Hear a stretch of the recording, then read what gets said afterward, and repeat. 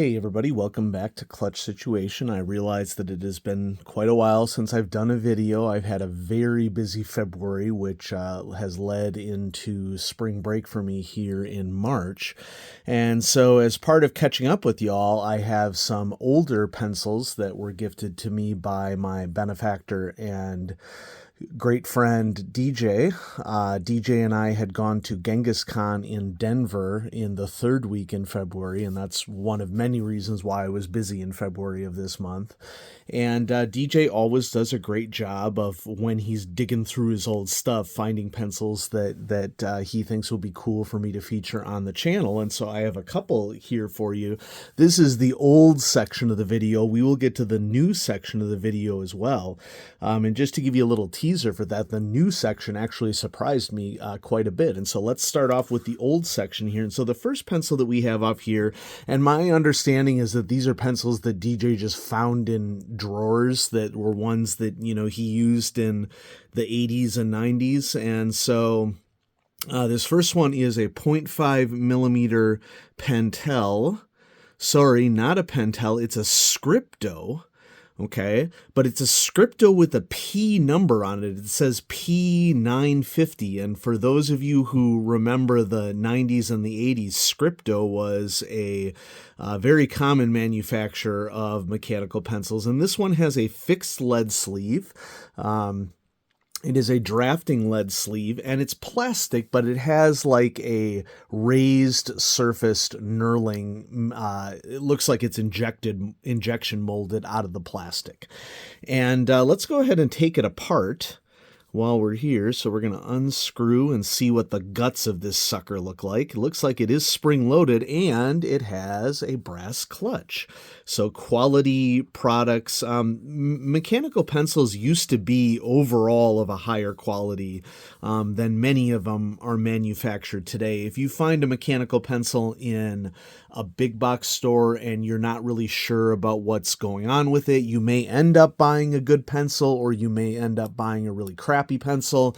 Basically, folks, you get what you pay for, although better pencils like the P200 series are becoming or have become more affordable. And so, yeah, you're going to pay like $5 for a P200 series, and that may seem like an exorbitant price for some of you in the audience, but $5 for a high quality mechanical pencil, you really just can't beat that. And so what do we have here? This is the, got some lead breakage here. That probably shouldn't surprise me after I took it apart. But good news is this is an older pencil with standard lead, so we should be good here. So this is the Scripto P950. It seems really odd to me that they'd use P for a designation for Scripto. And so, if you're familiar with mechanical pencils in the audience, the reason why I switched to Scripto is because the pocket clip says Scripto, but I don't know if maybe the pocket clip was replaced on this pencil and then it's an actually a Pentel mechanical pencil. If you're knowledgeable about that in the audience, let us know in the comments down below. And it looks like at some time in the past this did have an eraser cap. No longer has that. It just has like an older style pink pearl eraser in there. But this is the Scripto P950 0.5 millimeter. I like the knurling on it. I also like the size of the grip. It's not too thick. It's not too thin. Drafting lead sleeve. Obviously the first thing that I would probably do here is I would see if a Z2-1 eraser, you know what? I have a Z2-1 eraser here just for funsies. Let's see if it fits. Okay, it looks like it might be a little too thick, but this could be a game changer for this particular pencil. Does the Z2-1 fit? It's a little too big, unfortunately. And you can see that this is probably more the size of a modern, what am I thinking of here? A modern Pilot eraser. But what I can do here is I can extend the old eraser out a little bit. So we're going to fix that while we're here. And so I could probably still do some erasing with that, actually. And so here it is, the Scripto P950 and 0.5 millimeter. I like it. Thank you, DJ. That is awesome. Okay, next up, we have two Skillcraft mechanical pencils. For those of you who are not aware, Skillcraft mechanical pencils are manufactured by the National Industries for the Blind, which employs people who are visually impaired to do work that they can do with limited sight or without sight. And so whenever you buy a Skillcraft product, which are very difficult to find anywhere except online nowadays, you know, if you have a store that's run by like and I mean this in the best way possible, a real nerd, like an engineer or something, you might see Skillcraft mechanical pencils. As I'm tilting the pocket clips here, you can see that there are two different printings of Skillcraft on the pocket clip. So if I were to guess, because Skillcraft has the registered trademark symbol on the black one here, my guess is that the black one is probably the newer model and that this one is probably the older model. The burgundy one is in 0.5 millimeter, the black one is in 0.7 millimeter, and also has the recycling symbol on it. And both of these are twist erase mechanical pencils, which I want to say that Skillcraft started doing twist erasers before Pentel did. That may be an unfair claim, but my gut tells me that Skillcraft was the actual originator of the twist erase mechanism. But if I'm wrong on that. Let's take this apart. These, by the way, have extendable lead sleeves, okay, which is really nice. And I'm suspicious that these are also sliding sleeves. Now, I'm going to shut my mouth for a second. Listen to what happens when I knock this. There's a little squeak in there, and so there might be some excess graphite dust in here that is preventing it from having a strong action. Looks like we have a little separator ring here, and I'm feeling a spring in here, so I don't want this to explode when I go. But we have a very nice brass clutch in here. Nice.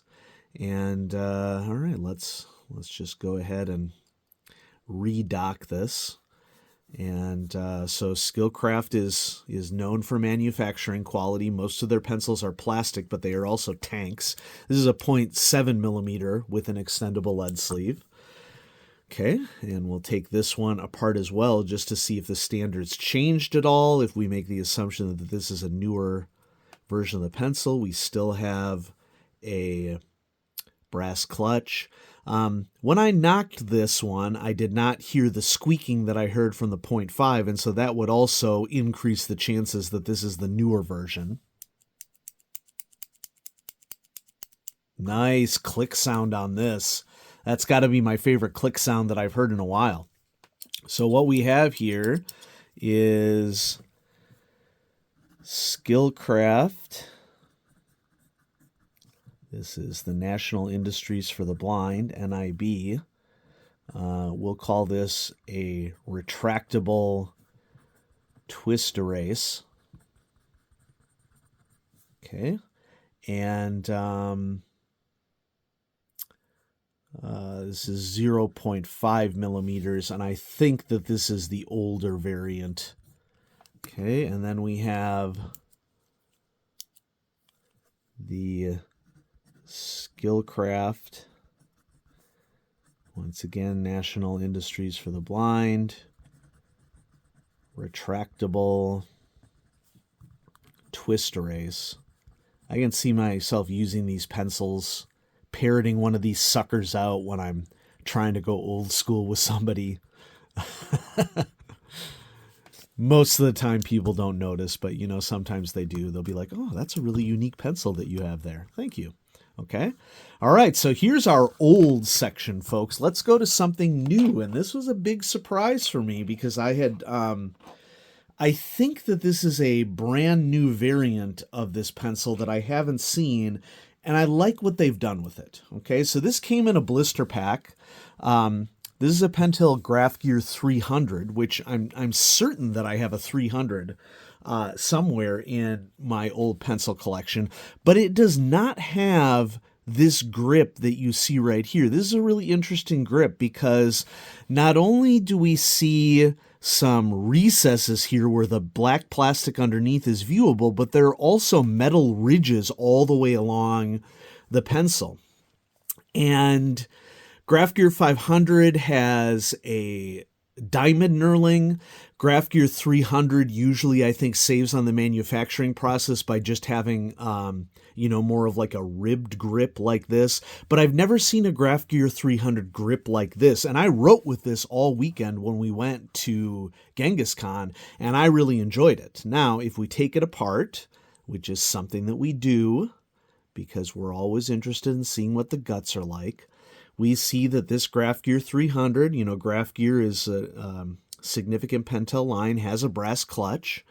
What's odd about this, hey, check it out. I can just slide this off. Okay, let's try to do it carefully here.